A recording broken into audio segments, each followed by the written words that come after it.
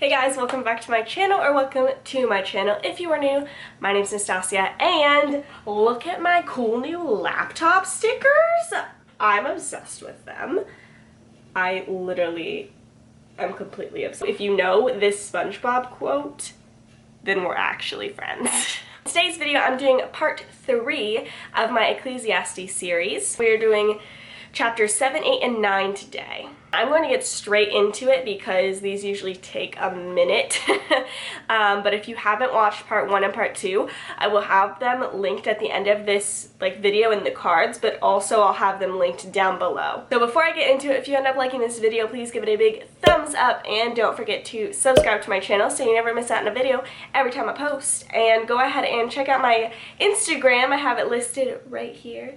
I tend to do daily devotionals. I've actually started doing something called Insta Crush, where every day I feature somebody on my story, somebody's feed that inspires me. And so if that seems like something you're trying to do, where you're trying to inspire other women, either with your faith or with like being a boss babe or whatever you're doing, I totally want to see your Instagram. So make sure you come find me and give me a follow so I can find you back. Okay, so normally I read straight out of like my physical ESV Bible, but today I'm using my phone because I'm going to use the Bible app just to show you guys that you can easily use this app to do Bible studies and to read your word on a daily basis. I do love having a physical Bible, especially my study Bible, but I wanted to see what I could do just with the app and see how you guys like it. This entire section that I'm talking about today focuses a lot on wisdom.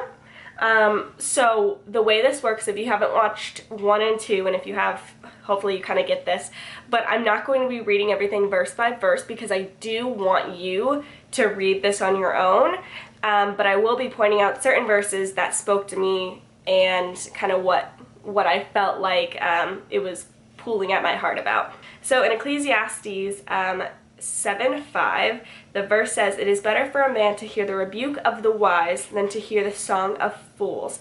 And what this brought to my head was a true friend will tell you the truth, not just what you want to hear, because we can go through the motions and want everybody to affirm us, and maybe you are struggling with a sin right now and your own pride and your ego wants everybody to kind of approve of it for you so you don't feel as bad about it, so you don't feel like you have to change, and then you get angry at the one person that actually called you out because it's not who you are and it's not who God called you to be.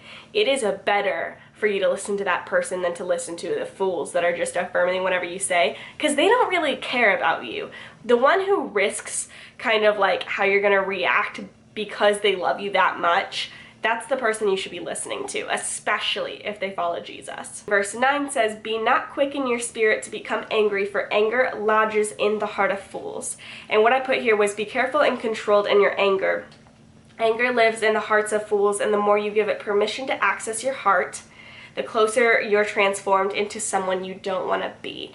So I liked the fact that it said lodges in the fool's heart, like anger lodges there. And what does lodge mean? It means to live. Like, it means to kind of find a place and scurry in there and take it as its home. Once you let anger in, it's way harder to get it out. It's better to nip it in the bud right away. 7:10 says, "Say not, why were the former days better than these? For it is not from wisdom that you ask this." I love this, because what I put is, stop living for the glory days. It's immature to live in the past. You're not even giving the future or what God has planned for you a chance. In Screwtape Letters, it talks about this actually, by C.S. Lewis, how Satan is always trying to get us to live in either the past or the future, but never in the present. And so usually that manifests into longing for the past and fearing the future and never being content where we are. So don't live for the past, guys. Like, it literally says this is not wise. 7:12 says, "For the protection of wisdom is like the protection of money, and the advantage of knowledge is that wisdom preserves the life of him who has it." What I put here was the way we protect our money against a thief at a gas station is the same way we should protect it against people or forces tempting us to give up a wise decision. So like the way you protect the things that are valuable, like the way you're at a sketchy gas station or something, and like you get right back in your car, you make sure you don't leave your wallet out, you lock your doors, you do all these things, you lock your car doors and all this stuff, is the same way we should be protecting wisdom and protecting wise decisions in our lives. Like when somebody tempts us to do something else, we should literally be like, no. No, and like literally lock your doors, you know, like not physically, but like lock your tongue, lock your heart to say like, no, I'm not walking away from what I know is right. I'm not going to be tempted by the other direction. 7:13 says, consider the work of God, who can make straight what he has made crooked. I freaking love this verse. And I put, if God wants something done, it will get done. If he wants something to be disrupted, there is nothing you can or could have done to change that. If something is supposed to open in your life, if a door is supposed to be open, it will open no matter what. And if something or someone was supposed to be taken out, there's nothing you can do and there's nothing you could have done differently to change the fact that that wasn't supposed to be in your life. 7:14 says, in the day of prosperity be joyful, and in the day of adversity consider. God has made the one as well as the other, so that man may not find out anything that will be after him. I said he allowed the hard days too, so you need to embrace them in the same way you embrace the ones full of prosperity. That doesn't mean being happy about it, but it means leaning into it the same way.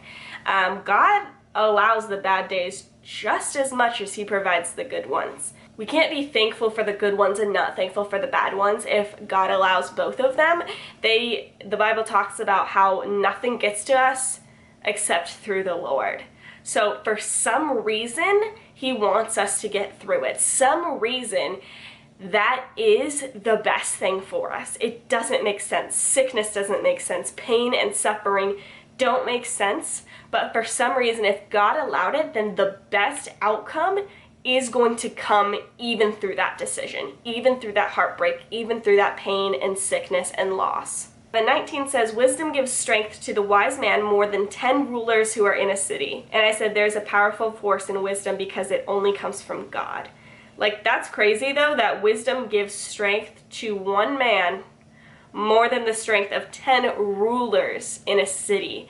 And back then, if you were a ruler, like, that was power. It's not just like today where like the president, yeah, has a lot of power, but like the people are really the power. It was like the ruler is the power, anything he wants. But this is saying that one wise man has more power than 10 of those rulers, because that wisdom comes from God, and God is all of the power. Sorry if the lighting changed. My camera overheated, so I had to give it a minute. Anyway, 7:20 says, surely there is not a righteous man on earth who does good and never sins. Oh my goodness. So I posted about this on my Instagram. It is in my little daily devotionals highlights. I'm not going to go into it too much because you can totally see what I wrote there. But basically, it talks about how there's nobody that's a good person. So when people say, just be good, just be a good person, you'll go to heaven, or like, I think only people who aren't good people go to hell or something, like, there are no good people. Like, we all fall short. Like, these good people don't exist in the eyes of perfection. But it's because of Jesus that we are, you know, saved from that weight of trying to be perfect, because he covers all our sins. 7:21 through 22 says, do not take to heart all the things that people say, lest you hear your servant cursing you. Your heart knows that many times you yourself have cursed others.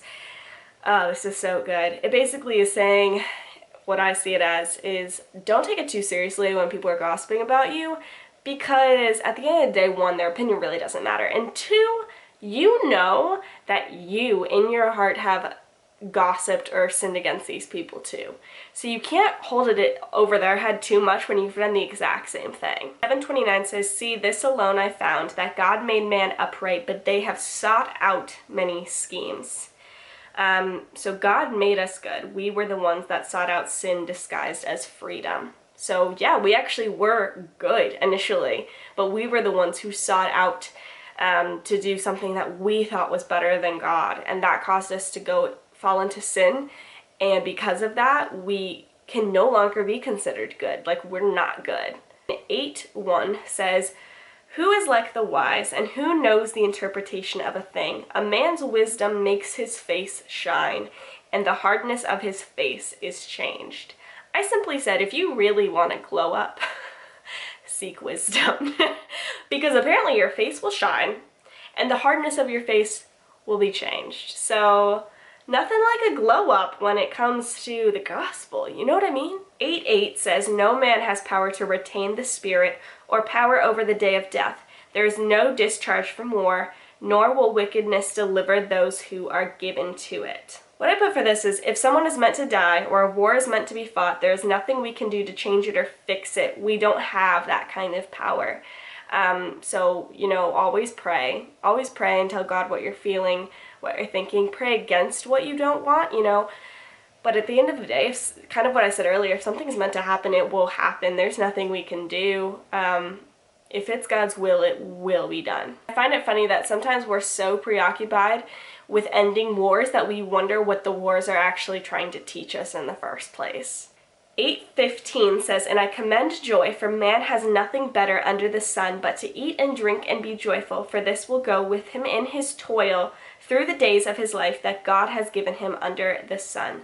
And what I take that as is, if you learn how to be joyful now and establish a solid foundation of joy, it'll carry into the tough times. And then you won't, because when you're in the tough times, you don't want to have to learn how to be joyful, because that's really hard.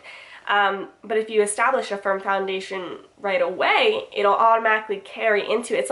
It's like setting a good habit. It'll keep going. 9:5-6 says, for the living know that they will die, but the dead know nothing, and they have no more reward, for the memory of them is forgotten. Their love and their hate and their envy have already perished, and forever they have no more share in all that is done under the sun. And I said, just another reason why you should spend this life living for God rather than living for the things of this world. Once you're gone, you won't matter. The memory of you will turn foggy, and what you accomplish won't mean much. Live for eternity. Like, even if you produce something cool, like, you know, like Einstein did, or something like that, like, yeah, it's so great. But how many times a day do you talk about Einstein? You know? Like, none of us have, like, a true undenying love for Einstein, but Jesus has an undenying love for us. So if we're living for him, we can spend eternity in that love with him, where we truly do matter. Ecclesiastes 9:7 says, go eat your bread with joy and drink your wine with a merry heart, for God has already approved what you do. And I just said, go have fun. And I think this shows that within the boundaries God has set for us, he wants us to have fun. Like, he wants us to enjoy this world that he created for us. This is 9:10. Whatever your hands find to do, do it with your might. For there is no work or thought or knowledge, wisdom in Sheol, to which you are going. And I said, if it's worth doing right. Which is, you know, an old and pretty accurate saying, I would say. If it's worth doing once, it's worth doing right. And that's basically what this is saying too. Whatever your hands find to do, do it well. Ecclesiastes 9:14-15 say, there was a little city with few men in it, and a great king came against it and besieged it, building great siege works against it. But there was found in it a poor wise man, and he by his wisdom delivered the city, yet no one remembered that poor man. He wasn't remembered, but him saving the city through his wisdom was. That's so cool. It just shows again, like, you won't really be remembered when you're gone, but like, how great is it that one poor man with wisdom was able to save an entire city? Like, that's amazing. Those are lives. This one's really good. Ecclesiastes 9:18, wisdom is better than weapons of war, but one sinner destroys much good. And I said they're comparing wisdom to the weapons of war, the most powerful weapons they had back then. That means wisdom is pretty strong and powerful, because if you think about the wars back then, like, to fight in the wars and to have weapons of war and all that, it was like the top of the top. It's not as mass produced as it is today. Like, it was like your weapons of war were for war.